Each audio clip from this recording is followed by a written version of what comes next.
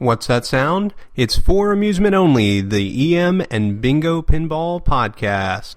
Welcome back to For Amusement Only. This is Nick Baldridge. Today I wanted to go over a conversation that Ryan Claytor and I had. He recently made a trip out to the Pinball Hall of Fame in Las Vegas and had heard that there were some bingos out there, and he had never played a bingo before.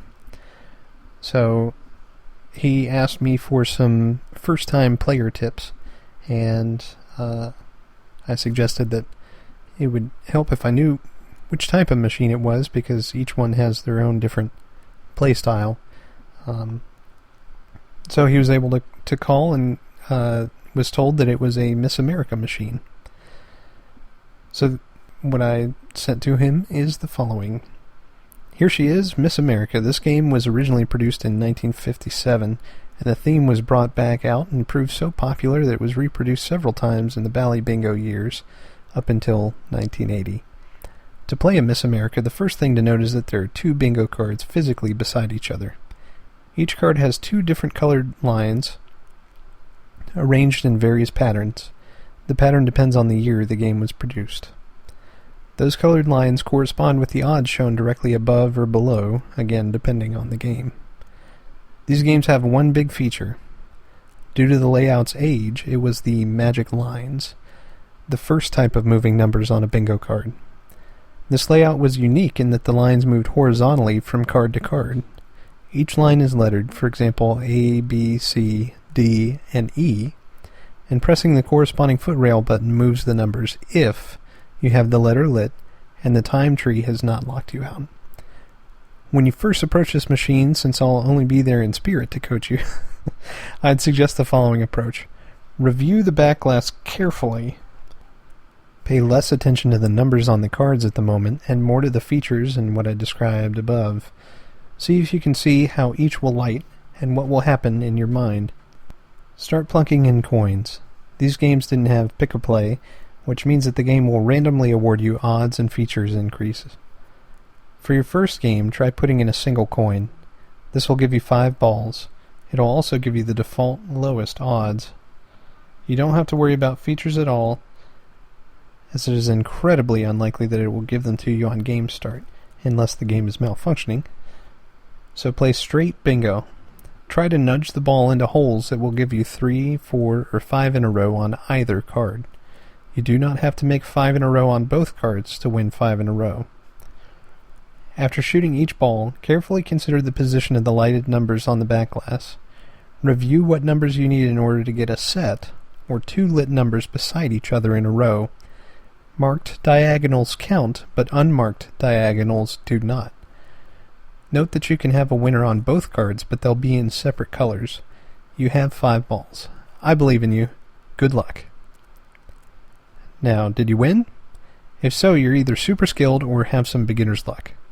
For your second game, put in more than a single coin to try and light the magic lines, that A, B, C, D, E feature I mentioned. Ignore the time tree, just put in money until it awards you as much of the magic lines as you're comfortable gambling for. At this point, shoot your first ball. When it lands, press the corresponding footrail button for the magic line on which that number appears on the horizontal row. Awesome, isn't it? Shoot your second ball. Try to land it on one of the horizontal rows above or below the first ball's landing line. Move the magic lines via the footrail buttons until they're in line with each other. Shoot your third ball, aiming for the number above or below the second ball that will give you 3 in a row. If you don't make it, try for another number on that same row, then move using the magic lines. Shooting your fourth ball will lock you out of the magic lines feature, unless you have an extended time tree. If you didn't make a winner before shooting your fourth ball, then you'll need to carefully nudge the machine to get it to go where you want. Don't be afraid of missing your ideal hole. Instead, try to guide the ball all the way down to the ball return. This takes skill and will make you sweat. Once you have your 5 in the line, depending on the game, it will either have automatically counted up the credits for you, or you'll need to press a button marked C or R to have the machine search. On some models of Miss America, there's a double or nothing feature, similar to my ticker tape that I've mentioned. Until you get a feel for the machine, maybe on small wins, I wouldn't go for this too frequently. I have my ticker tape set to be factory liberal on that feature, but who knows how this machine is set up. If you win big and are done, and no one's right behind you to take the credits, because you're going to do well, and I know it, I would suggest pretending you got paid and resetting the machine. To do this, simply turn the power switch off and back on. You'll see the reset cycle, which is pretty interesting and hasn't really been seen since, with good reason.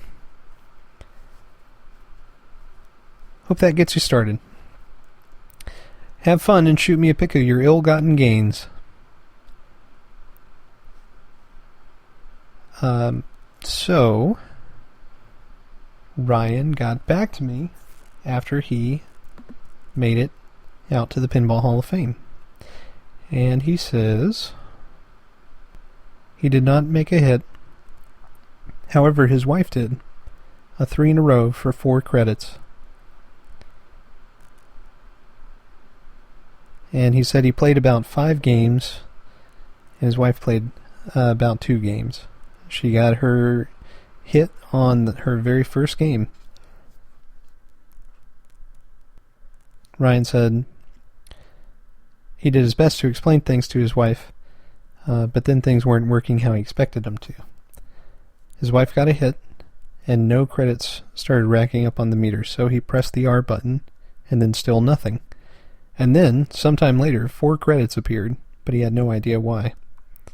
He put additional quarters in the machine, but none of the A, B, C, D, E buttons seemed to do anything. He also mentioned there were a red and a yellow button in front, and one seemed to start the game. The other seemed to light extra ball, but he didn't know how to achieve it. On top of that, the game had a payout hopper attached to the bottom, which rendered the machine immobile. He said it was like the whole cab was made out of concrete. It was crazy. So, I responded and told him that, in fact, those payout hoppers are pretty irritating, and they make the games very hard to nudge. It's still doable, but you have to pick your spots.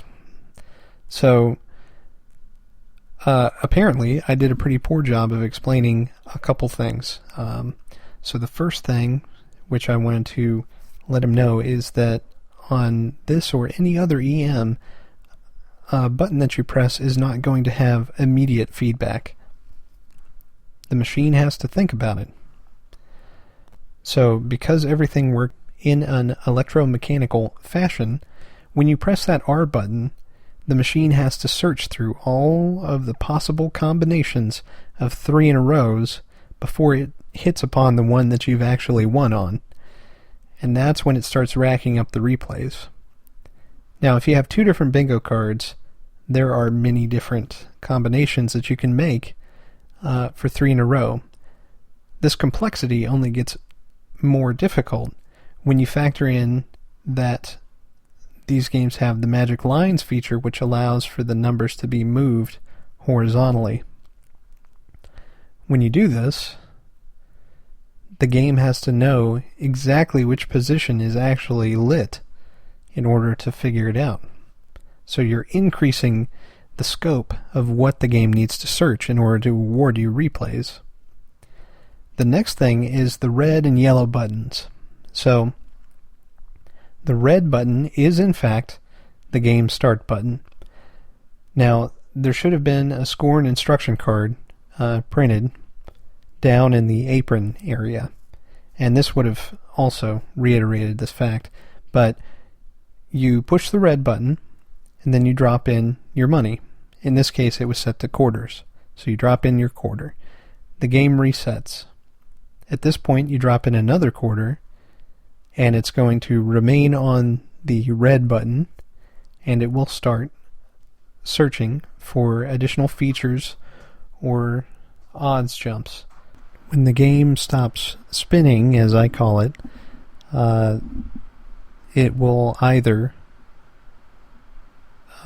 tick up towards a feature or move the odds, like I said, the odds jumps, or it will do nothing at all, and you'll kind of hear a thunk with finality, if you're able to hear it at all. And this tells you that the machine is ready to put another coin in. The games have a coin lockout coil, which is supposed to fire and prevent you from putting in money when it's not required.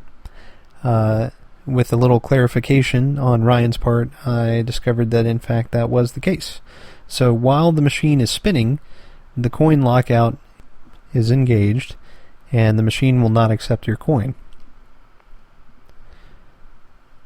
He found this out because a coin showed up in the coin return, so it just went straight through the machine.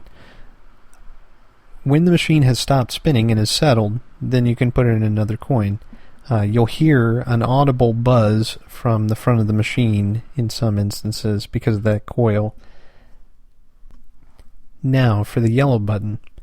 The way that this works is that after you've shot your fifth ball, the game can be put into extra ball mode.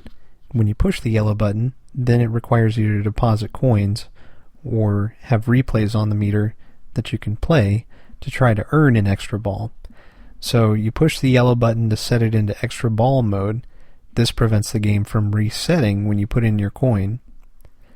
You put in your coin and you'll see it spin in the extra ball section only. And eventually, with enough money, it will step up. For Miss America, it should step to extra and then ball. So on the first coin, it'll light first. Maybe if you're lucky, it'll light extra and ball as well, but it will always light first. Then on the next coin, may light extra, and on the next coin, it may light ball. Difficult to explain in podcast form, easier to explain in person when you can see the machine's behavior. But in any case, Ryan, I hope that your experience was good enough that you're interested in trying another machine. There are other features which I did not go over, which are present on these machines, most notably the red letter game. But explaining that before you have an understanding of the basic bingo concept, I feel is kind of counterproductive. They are confusing if you don't take the time to examine the glass and also the instruction cards down in the apron area. There's a lot of information that's printed on those cards, so don't get me wrong. It can be very intimidating. In fact, that's one of the things that really intimidated me about bingos when I first started playing them, is it's just like a novel in the instruction cards. But it's well worth taking a minute, reading it, figuring out what you're actually trying to do. Thank you for joining me. My name again is Nick Baldridge. You can reach me at foramusementonlypodcast@gmail.com. You can listen to us on iTunes, Stitcher, Pocket Cast via RSS, on Facebook, on Twitter at Bingo Podcast, on Instagram at nbaldridge, and you can listen to us on our website, which is foramusementonly.libsyn.com. Thanks very much, and I'll talk to you next time.